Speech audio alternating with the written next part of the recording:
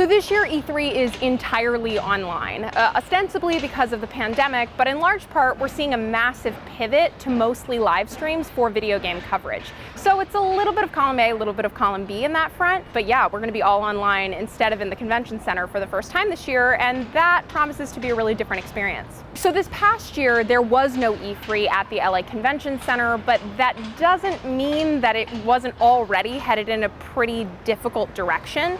E3 has kind of a troubled history, and figuring out where it is a convention is going is a really big news item for both 2021 and beyond. I mean, the future of this convention says a lot about the future of the industry. The video game industry has really been interesting during the pandemic. It has actually grown substantially since everyone was stuck inside. And of course, this makes sense. One thing I would not count the video game industry out on is growth.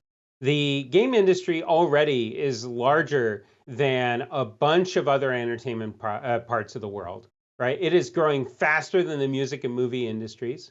And part of what has made the video game industry really successful is its social component, right? The idea that people come together and play games online. But in fact, the offline stuff is happening a bunch too. We see before the pandemic, there were a lot of competitions and there were sold out arenas. And I don't think that that stuff's going to change because of the pandemic. I think as life returns to whatever normal will be, people will want to come together